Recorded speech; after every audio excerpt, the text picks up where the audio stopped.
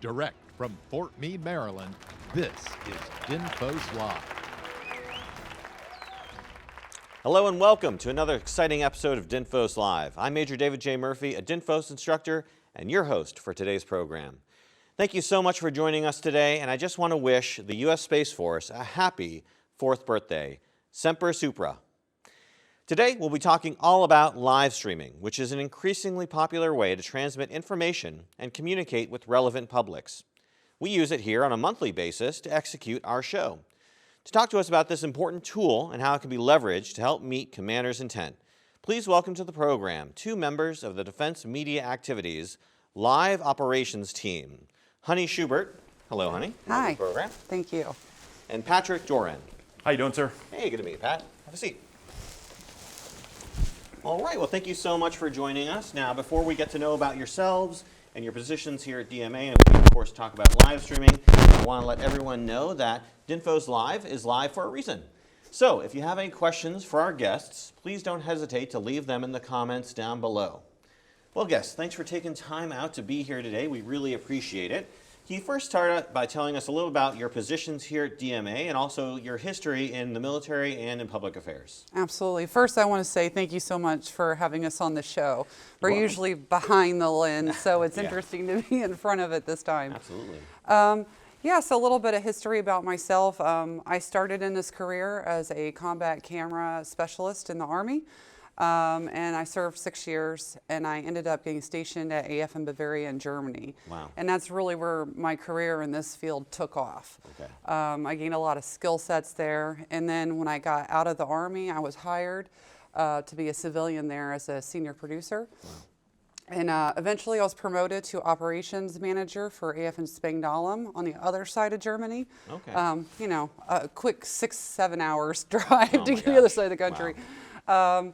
And I had a great time there. I was there for a couple of years running that station. And then I moved over here to the DMA headquarters at Fort Meade and been on the live operations team since 2016. Wow. And just this year I was promoted to the chief of the section, and it's been a pleasure. I have a wonderful team, and in fact, Pat's a member of that team. All right, great.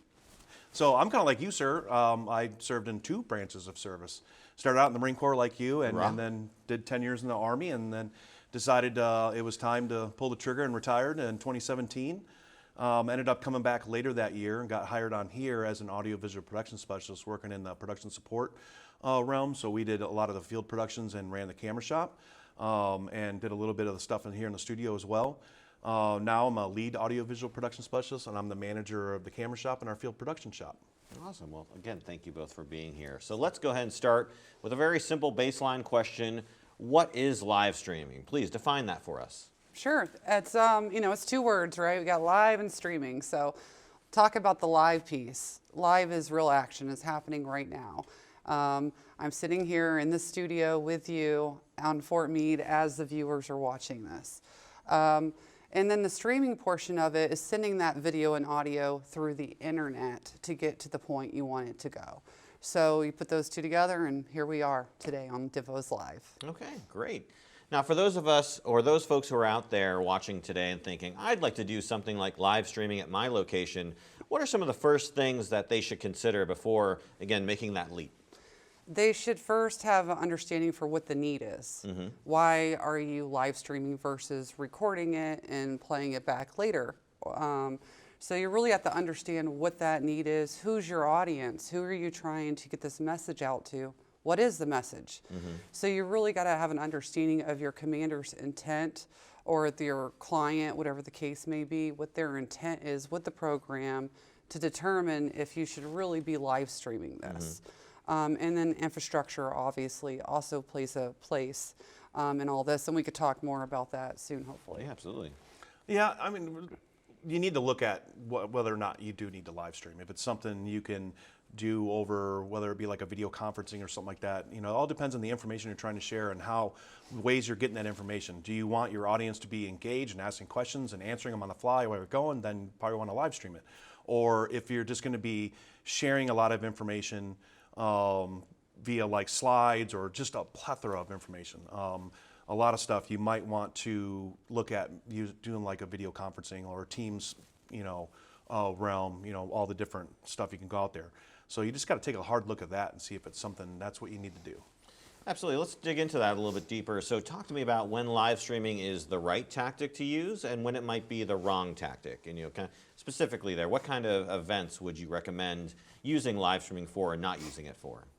I mean, one example would be, if you have your commander's got to get out this message now. I mean, there's a lot of, we work in the military realm and there's all different areas, right? And sometimes that message has to get out immediately. And so that may be a time when you want to live stream, single camera, get that out immediately. Again, the message will play a part. Some messages aren't meant for public consumption. But certainly, like if you're trying to do a conference and a lot of people are going to be logged, for example, we'll use MS Teams, right? This is a conferencing platform. A lot of people can log in. I think it's 500 is their limit. They're different on various platforms. And you have all these people logging in and trying to talk and chime in. That's not really a live streaming environment. Now, if you minimize that into the 5 commanders or the 5 leads talking and your audience is viewing on a link, for example, then that's a more appropriate way to handle that. So not everything is meant for people to be tuned in right this second. Some of that material may need to wait. Another example using that would be some commands have information that's so close hold, but they still need that internal group to all reach it. Yeah. And so if you're live streaming, somebody accidentally slips up and says something about policy that isn't quite policy yet, for example, that could cause you some problems. So you really have to understand what the message is and who the audience is. Yeah, absolutely. And there's some examples of when when live streaming really upticked as things were going on. I mean, we just, not too long ago, we were in a pandemic situation. So during that pandemic situation, there was information that needed to get out immediately right away. And because you could leverage live streaming and get that commander could get that information out right away to the people, that's options you might want to use and use that right away. Yeah. So that's times when you want to really focus in on that live streaming is how quick do we got to get that information out? If we need to get it out now, then you can use live streaming to get that information out now. Okay, great. Well, actually, we have a question from a watcher who sent us via email basically asking about funding, right? So what kind of funding is there available for those entities or agencies, whether they're DoD or non-DoD, to actually fund, the equipment we'll be talking about later to do the actual live streaming, right? How does that actual process go when someone wants to request funding to actually get this type of equipment? There's a couple ways that you can handle getting funding. Of course, it's not easy process, right? But if you don't currently have the funds, you can put in a UFR, which is an unfunded request. And hopefully you get some backing for that, or you have end-of-year fallout funds potentially used. The best case is to go talk to your command team in advance and get money portioned off for you specifically to provide support for this. But you really have to sell that to your command. They have to understand, you have to understand the vision, the mission, and so that you can go to your commander and say, sir, ma'am, this is why you want this or why this is important, and we need the money to make it happen. Yeah. And on that, don't just say, well, we want to do this, and this is what we can do, but also explain to them if we don't do this, this is what could happen from that. Right. So give them that both sides of it. Show them what we can do, and then if we don't do it, this is what can also happen if we don't do that. Yeah. It helps them better make those decisions about how to parse that money out. Yeah, absolutely. I can tell you from my own personal experience that those end-of-year funds are a really key tool by which to get what you need. And also, if that's a tool you're going to leverage, make sure to be ready with knowing exactly what it is you want. Have the research done to know the equipment that you need and be ready to make that purchase when the money does come down, because that's really essential towards getting what you need. Very much so, because at the end of the year, everyone starts scrambling to try and get their little cut of that end of year fallout money. Yeah. So if you have all your stuff prepared ahead of time and you put it in, chances that you might get picked are higher because you're ready to go. You're ready to pull that trigger and get what you need. Another thing that will also help, justify that purchase is getting your commander to be on your side with regard to the buy-in necessary to ensure you can get what you need. So getting that commander buy-in is also critically important, which again ties back to that. Is live streaming important with regard to your commander's intent? Does it meet their mission, vision, and lines of effort or priorities? Okay, great. Well, hopefully we answer that question for you, Lance Chung. Thank you. So let's talk about DMA specifically and how you all do live streaming, because you all are pretty much the pinnacle, I think, for many outside organizations in terms of what live streaming is all about. So talk to us about how DMA specifically does live streaming. We do live streaming in a variety of ways. When you talk about the actual transmission of getting the signal from point A to point B, we mentioned earlier that live streaming is specifically over internet. So internet protocol, IP drop is what we often refer it to as, where you are able to partition off a certain amount of space to send it in megabits. We request 10 megabits at a minimum to get that video, because it's such a large file to send through the internet. Here at DMA, we also use high vision, which is another way to send it over the internet. We also have other devices. We have fibers in place with direct connections. That's more of an infrastructure layer, and it takes a lot of work and money to get there. There's cellular bonding, cellular bonding is using a bunch of cell cards from different service providers, like AT&T and Verizon and T-Mobile, and it combines those cards to give you the best signal possible. So you can also use Wi-Fi. It's the same way, using cellular bonding.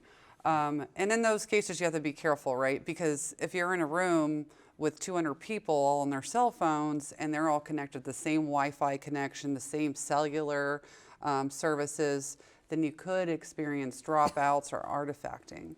And then lastly, we have satellite. So we have satellite trucks, and then we also have satellite dishes that you can set up on the ground, which is similar to what White House uses, is satellite dishes. Okay, great.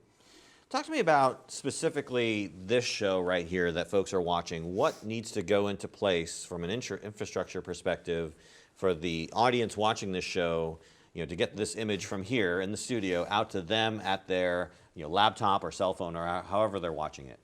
So, I mean, here there's a little bit different monster. We have a large infrastructure. So, I mean, to dispel myths, and people think they're going to run out and build like a big studio like this. So this is, millions of dollars worth of equipment in here. So pipe dreams, you're not going to replicate this.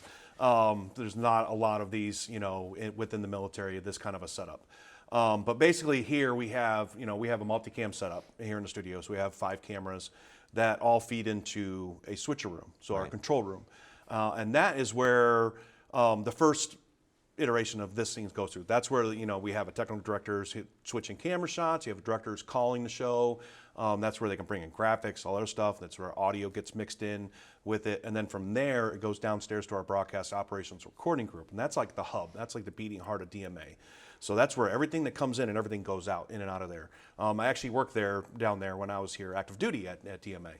And that's where we can, we pull in not only just stuff from here in the studio, but we can pull in stuff from anywhere in the world. We get stuff from White House, State Department, both the House and the Senate, numerous different locations, and that's where they do the final checks. That's where they're the ones going live for if it's going to defense.gov or if it's going down to DIVIDS. They're the ones that do the final checks and make sure everything's good to go before it heads out and goes down to DIVIDS. And DIVIDS is the next link in that chain, because they're the ones that have the encoders in place, basically server racks, server computers, that when someone wants to go live to say a social media or something like that, they go on and create the event and they get a stream key from them. And you take that stream key and give it the DIVIDS, and then DIVIDS programs that into their encoder, and it automatically makes that connection, that link, and sends it, and shows up live on your social media site. Right. No, I think that's an important thing to point out as well, because obviously you've outlined a very extensive series of steps and processes to get this image of us talking right now out to the actual viewer who's watching, but that last piece of that element where we're engaging with DIVIDS Hub and DIVIDS.net and getting the imagery out to the actual end user via their social media platform of choice can actually be done at your level, can be done at the unit level. Any command can ask for that support and service from DIVIDS Hub. They just need to, again, supply them with the information they need, and they can transmit their signal to DIVIDS, and then they can transmit that signal to, again, the various social media platforms that are showcasing the show. So I think that's important to point out. There are a lot of commands that use it. A lot of the recruit depots use it to stream graduations. DINFOS uses it to stream their graduations. A lot of other commands sometimes we see popping up on DIVIDS, like there's a change of command somewhere and there's out there streaming it with a small portable streaming setup, and they're just using IP and sending it to DIVIDS, and DIVIDS is making sure it gets to where they need to go for them. Yeah, absolutely. So talk to me about some specific events that you've actually covered with live streaming and how those events went. So we cover all of the combatant commanders' change of command. So that's the 4-star over the combatant command. So we've carried all of those change of commands. We've also helped out with military units here and there. Like in the studio, we had Shark Tank, which is put on by the Navy. Wow. And so we helped support that event. It was a 3-day venture. We've been to Aberdeen Proving Grounds. We've been to 8th and I, which is for the evening parades put on by the Marine Corps. Right. So we kind of cover a lot of different things, but our primary customer is the Secretary of Defense, the Office of the Secretary of Defense and Public Affairs, and then the combatant commanders, finally the military services. Anything you'd like to add? Yeah, so we've done numerous different ones. Here in the studio, we've had President Obama come in, do a worldwide tube talk. Oh, okay. It's another one of those leveraging live streaming to help out, because, I mean, we all know when like President, SecDef, anyone moves around, it's a lot to move, you know, one person around and his team and security and everything else. So it's hard for him to go visit all these different locations and the coordination and all that stuff. But one of the things about here, he can come in our studio and he can reach all those same people without having to do all those moving pieces and restrict this, restrict that, and everything like that. So that's one of the things we can do here. But we've also done, you know, smaller events. Like we did one up at Aberdeen Proving Ground. So every year they would have a weapons demonstration. So they would take all the latest and greatest weapons and just take them out in the range and demonstrate them doing their thing. You know, whether shooting main tank gun rounds or firing off 50 cals, demonstrating all the different vehicles and different stuff the Army uses, and that they test there at Aberdeen Proving Ground. But they ran into a challenge with coming out of the pandemic. Okay, we used to have thousands upon thousands of people come and view this event live, but we can't do that now because of the pandemic. We have to keep people, you know, the amount of people down. Sure. So they reached out to us if we could come out and live stream it for them. Right. So we sent out one of our trucks out there, but we also took as an opportunity to kind of teach them and show them a little bit about live streaming and guide them the right way to get their own live streaming equipment, so they don't have to rely on us all the time to do it. Because our mandate is we support SecDef, and what we don't want to have happen is we say, hey, yeah, we can do this, and then all of a sudden a last minute event pops up, and then we have to say, sorry, we can't do it. So whenever we do that, we also did that with 8th and I, the Marine Barracks. We discussed with them about how, because they have those parades every Friday during the summer. Right. How can we make it so they can stream those every Friday, because they had huge viewership, huge audiences watching it. Yeah. So how can we make that happen every time, but not burning out our resources with people going down there, because it's, you know, 22-hour day for us when we go down there to set up for that. Wow. So they were installing their own video system to be able to live stream those events every single Friday. Yeah, absolutely. And I think that points to an important reason why we justify live streaming to our commanders and whatnot, is that, you know, again, for this show specifically, we're live streaming because we want your questions. You know, we want to be able to be a resource for you all to answer your questions that they might come up. So there's that engagement between us as the show and you as the viewer. But for those events that aren't specifically meant to be one, you know, where you're engaging with the audience is actually engaging with themselves, right? There's that public discourse and that connection to being at an event live, right? Being there even though you can't be there. So there's that connection to the actual event that is stronger, I think, in many ways than seeing it after the fact, right?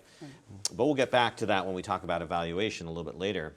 Let's talk a little bit about equipment, because I know that's something that many of our audience is very eager to know about, in terms of what kind of equipment do I need to, you know, set up a live stream, right? Obviously, there's your basics like your lights, your cameras, and then of course some planning aspects like scripting and whatnot. But what goes specifically into live streaming from an equipment perspective, and how does the camera choices or other pieces affect that?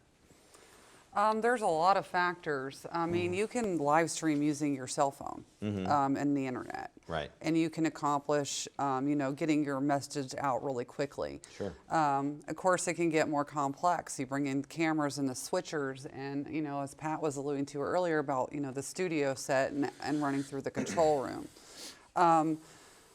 Those are the main things I think that you would need to actually get a live stream on the air, but you have to consider all of the other pieces, the message, the audience size, the intent of the audience, Right. the planning that goes in advance. There's a lot of pre-planning. I mean, Right. really, any live event, especially if you have multiple cameras, you want a couple months to properly plan and to make all of the connections you need to make this happen. Right. And equipment-wise, I mean, yeah, you can start out with a cell phone, and you can live stream with a cell phone, depending on what, like, say, Commander just wants to get something out real quick. Yeah. You can hold up a cell phone and get it out. I mean, we did it for the promo for this. That's right. But you can start working and looking. Here at DMA, what we did was we took a 3-tier approach because, I mean, we're a little different animal when it comes to this stuff. We're higher end production. Sure. But even on our lower end, so tier 1, we started with looking at ways we can reduce our footprint and manpower when we're going out in jobs. Smaller events that might only be in a small, maybe 20 by 20 room, doesn't have a big, huge live audience like you see some live events, TED Talks and other things at large halls or conference rooms.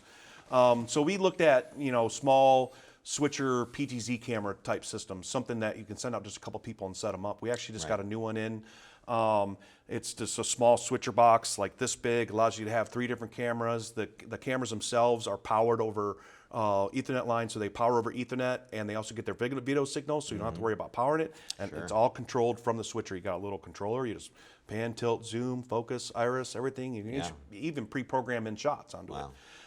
Take in your audio from your house audio, very easy to set up and very inexpensive. Those systems range anywhere from $10,000 to $20,000. So that's, in the grand scheme of things, it's not a lot of money, especially when you got cameras in your studio that could cost that without breaking a sweat. Yeah. And then for our second tier, we looked at,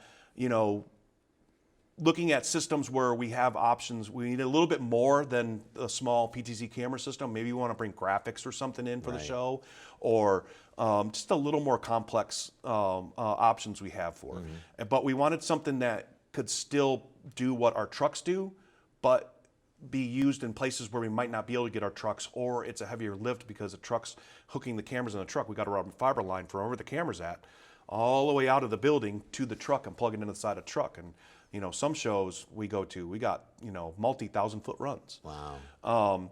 So how can we make that easier for us? We found a thing called a truck in a box. So it's basically everything you see in a truck minus the satellite, all in a box. And you just roll it in place, open it up, and you got your monitors and your switcher and everything you need to do. Wow. And then you go get one of those systems. And our third tiers are satellite trucks. Yeah. Because they have that option to go to places and get a satellite lump link where we might not be able to get a good Ethernet drop. Yeah. I think it all points to, obviously, the importance of site surveys, right? That's a pretty important factor towards doing a successful live stream, would you say? 100%, yes. Site surveys are very important. So pre-planning is everything to make a successful live stream show. I mean, if you're not having those conversations, making connections, making sure security is good. If you're out in location or remote, can you access the place that you need to access to set up your stuff in advance? What kind of power do they have, especially if you're using lights and things like that? That requires a lot of power. Yeah. And you can't just pop something in an outlet and expect it not to blow. Yeah. You have to make connections with our audio-visual team because you may not be overseeing that part. That might be contracted out. There's a lot of moving parts.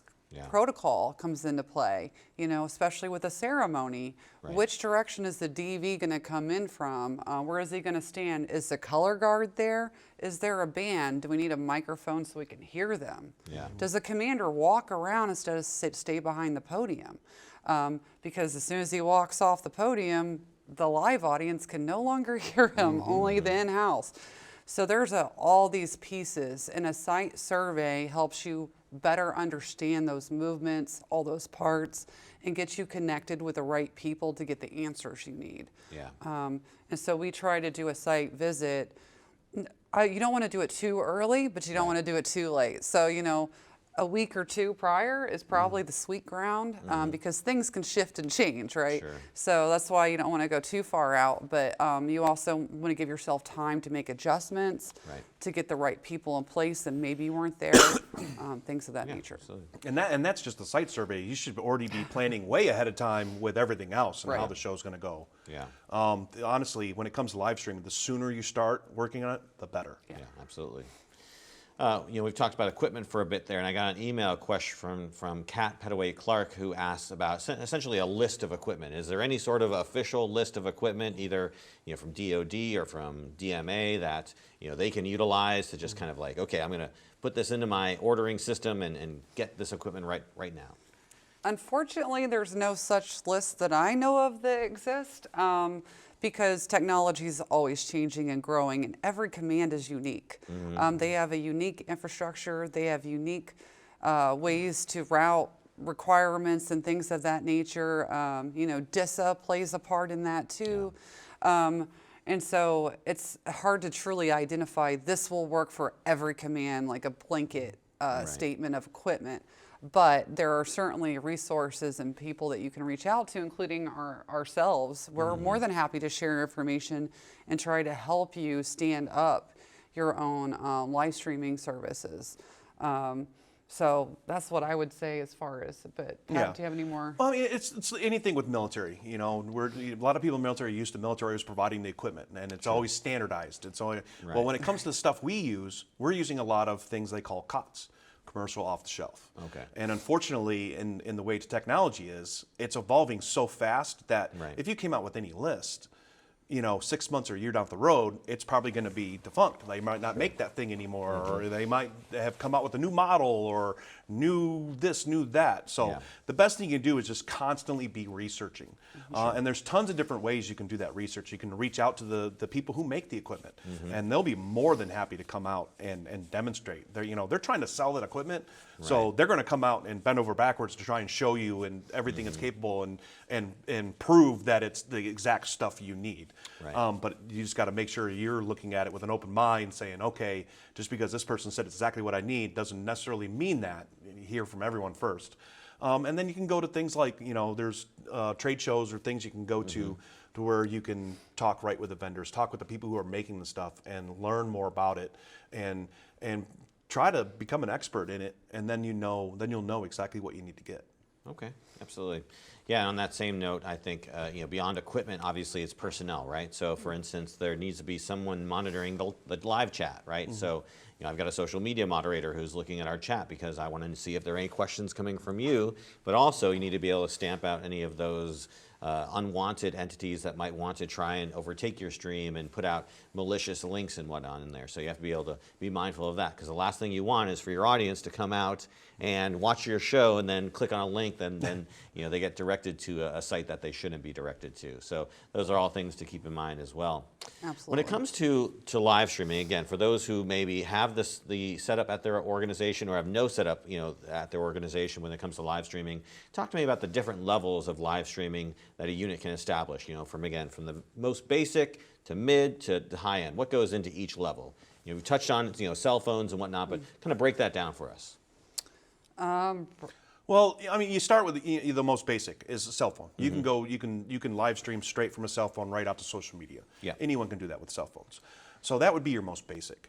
And then there's a lot of different levels. Think of it as an onion. You're peeling back all those different layers. There's a lot. There's a lot of different layers in there. Your next step up from that might be taking your cell phone and adding some external inputs into it. Like a microphone? There's apps like adding a microphone into it. There's apps you can get where you can hook up multiple different cameras, but you're controlling it all from your cell phone. And your cell phone's just the thing that's pushing that signal out and getting it to your social media, right? And then you go from there and you go to, like I was just talking about with that small PTZ switcher, relatively inexpensive. You hook up, plug it in the internet, as long as you have a good upstream, not download. Remember that when it comes to speeds, it's your upstream, it's your upload, 10 megs. Sure. Not the download. You can go to a system like that, which wraps it all in one, relatively inexpensive, to multi-million-dollar systems. Right. So, and all in between, there's tons of different stuff. You just need to figure out which one works best for you, right, and what you're comfortable with using and operating. Yeah, absolutely. Okay, great. Talking about what you need to get a live stream off the ground, I think it's important that we hit on bandwidth, right, and internet connectivity. So talk to me about the considerations that go into choosing the right method by which to transmit a signal, whether it be hardline or cellular or Wi-Fi. What kind of considerations go into that? The environment is a huge factor. So if you're trying to use cellular bonding, when we were talking about earlier, or Wi-Fi, and you have a large amount of people in the audience in-house, that's going to disrupt your signal most likely. Also, we're close to Washington, D.C., and there's a lot of signal stoppers or whatever they're called, because there's so much intelligence communities around us. Absolutely. So you have to be aware of those things depending on where you are. When you talk about using the internet to send, that's usually the safest way. If you have your 10 megabits, as we mentioned earlier, of upload speed partitioned off for you. So that means that this is for nobody else. This 10 megs is for me to send this live stream.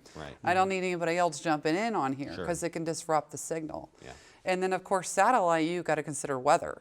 I mean, you maybe have a truck in one location in Virginia with a satellite, but the satellite dish is going to is all the way in Hawaii, and Hawaii's got this big thunderstorm going on. Your signal will get disrupted. So those are things that you have to consider before you determine which route you want to take. And speaking of satellite, if I wanted to transmit a live stream from a completely austere location with no hardline or Wi-Fi or cell signal, I would have to use satellite, right? Satellite would probably be your best bet to get it live, but near live is also an acceptable option most of the time. You're in a space where there's just no way I can get this out real time. But as soon as it's over, I can move out of this range, and all of a sudden I got cell service and it's sending. So there's certainly ways to do it, but satellite is probably one of the few to get it actually live in that case.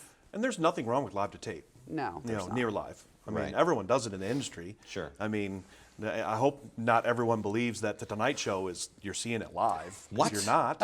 Why am I now? It's actually recorded a few hours beforehand. But there's reasons why they do that, you know.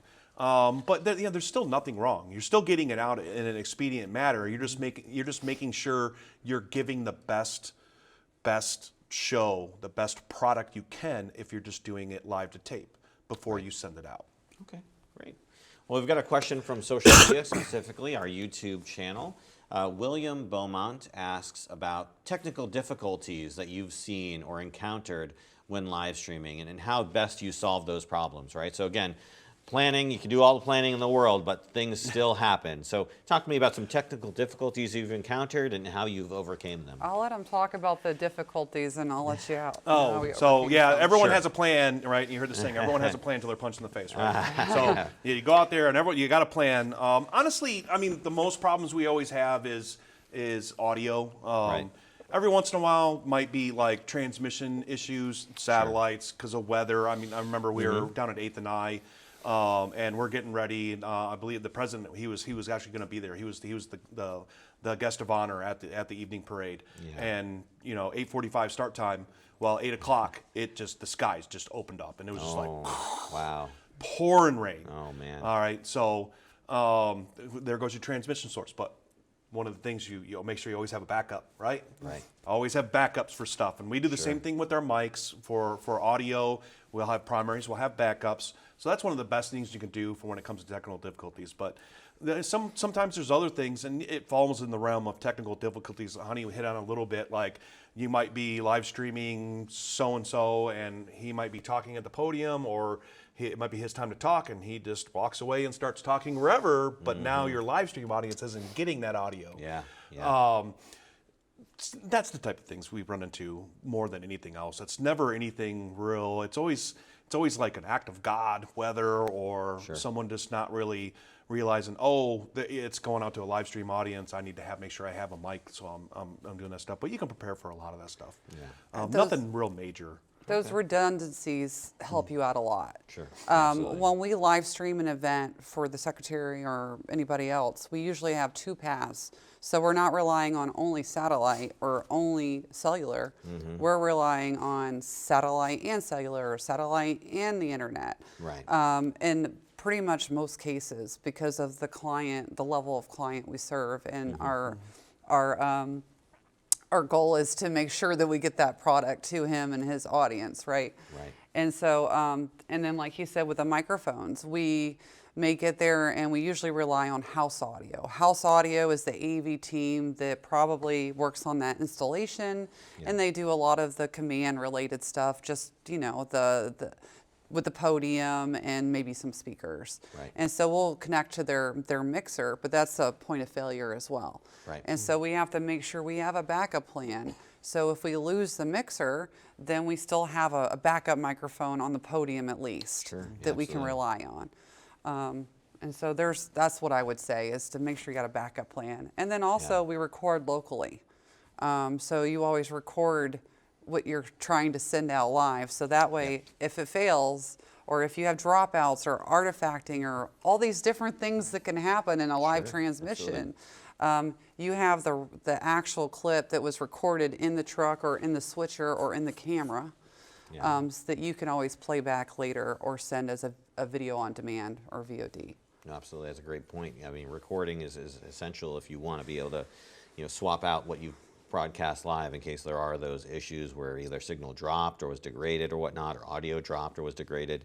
I can tell you specifically from this show, we've had technical difficulties. We haven't been immune to that, and I think those have mostly come from where, you know, perhaps there was some sort of miscommunication on the end from like divots in terms of, you know, a signal not getting, you know, to the correct platform, or on us not giving, you know, the correct information, or the things changing, right? Because you're relying on these social media platforms to, you know, transmit your signal for you. You have to be mindful of the fact that these platforms can also change the way they do things and the protocols and things like that, and the way they might handle a stream key or something. So that's something to also be mindful of, because again, you might do things every month and things are perfectly fine, and then one month, somebody, Mark Zuckerberg, decided to change how Facebook does something, so now you have to change things on your end. So those are all things to keep in mind, to be mindful of, and just on top of, and, you know, just really planning and testing, right? Those are big things that come into helping mitigate some of those things. But there can also be factors that you don't even evaluate for, things that come in at the last minute that can also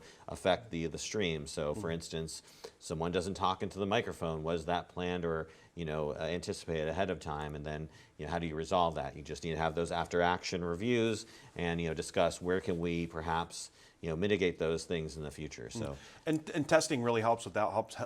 Testing really helps out with that. You should always be testing. Don't wait until you're right before the show to start doing your testing, because that's when stuff always decides to vary. We've all heard of gremlins in this industry. Course, absolutely. Gremlins like to come out, especially like, you know, you might test on a Friday for a Monday show. Well, more than likely, some gremlins are going to pop their head up over that weekend. We all know how computers are. Right. You know, the updates are constantly pushed out, and absolutely. updates break things. So always try and test beforehand, you know, just before, also a little farther out, because you might find some things that you can solve and you can fix right away. And along with the testing, just your systems in general. Try to keep them as least complicated as possible. The more complicated you make them, the more points of failure you're adding into it. What's the acronym KISS? Keep it simple, stupid? Yes. So try to keep your stuff as simple as possible, because it just allows for things to go much smoother. Absolutely. So of course, this is a continuing education show, so our audience loves to continue learning. So what are some resources you can recommend to our audience who wants to learn more about how they can, you know, leverage and be those subject matter experts when it comes to live streaming? LinkedIn Learning is a really great resource where you can learn a lot. Same thing with DINFOS Pavilion. You guys have resources there as well. And just doing a simple search on any search engine, right? Right. You can find all kinds of stuff. Pat spends a lot of time doing research. Yes, so. I spend a lot of time using my search engine of choice. Also YouTube, things like that. Just be patient, because you're going to have to wade through a swamp of gaming streaming to find the information, because it's the niche thing. It's the thing to do right now. Sure. So search engines, they look at stuff that's getting a lot of hits and looks and everything, and they're going to put those up front. Just scroll down a few more pages, and you're going to start seeing stuff about live streaming. But there's tons of stuff out there. Quora, Restream. Any search engine you look on there, YouTube, Pavilion has a good live streaming checklist on there, and they have a good article on there about let's live stream or not. Talks Right. about when you should and when you shouldn't. There's plenty of stuff out there. Also going to a lot of these trade shows, Sure. National Association of Broadcasters. You can go out there and you talk to people in industry. You can go to seminars talking about live streaming, and you can learn a lot, and it allows you to network and find other people in the industry and talk to them and, hey, what are some of the challenges you ran into when you're trying to do this, and how did you overcome them? People talk about that stuff all the time. Yeah. You can go out there and find all those resources. It just takes a little bit of effort going out there and using the World Wide Web to find exactly what you need to answer your questions. Yeah, I know, like when I'm researching things like equipment, I'll find those influencers on the various social media platforms, and I will, look at what they've looked at, because they're usually reviewing new equipment, and I'll see like, oh, is this equipment, potentially right for my organization? Also, it's good to know that there are various production facilities throughout the DoD and throughout many bases. Like, for instance, last month we were at Conmay Hall doing our On the Road show, and they had a wonderful live production facility over there. So again, you could be at that base and want to know, like, how do I set up my own? And you can go right there and talk to them and get that information directly from those folks who are on that base. So lots of great resources to get out there. Now, of course, this wouldn't be a DINFOS program if I didn't mention RPI, which of course is our acronym for Research, Planning, Implementation, and Evaluation. And we've talked about the R, the P, and the I, but we really haven't talked about evaluation at all. So how do you evaluate the success of any given live stream? What metrics or measurements go into determining whether or not a live stream was actually effective? Well, it starts with the first question that we addressed, right? What's the need? What's the intent Right. of this? So what is your goal? What is the end state of this? All of that should be outlined in advance. So Sure. in the case of this program, the goal is viewership. You want to grow the viewership so you can educate people, right? And so one of the metrics you may use is the number of viewers, the analytics on the background.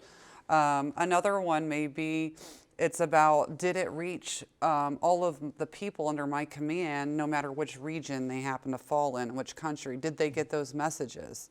And that's verified through your public affairs or, through survey or whatever. But there's a bunch of different ways to measure success. It isn't only dependent on, did you have a dropout? Did I accidentally Right. take this cut when I meant to take this other camera shot?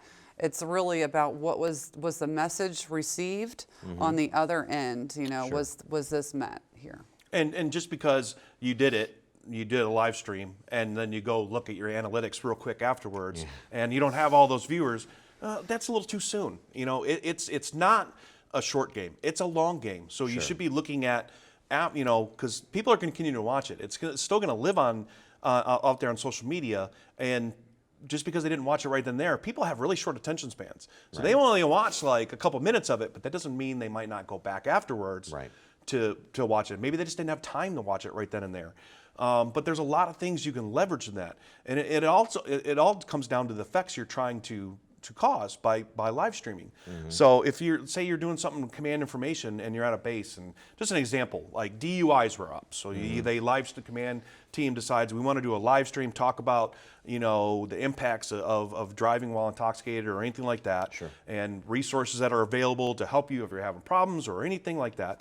Well, you're not going to know the effects of that a week or two afterwards.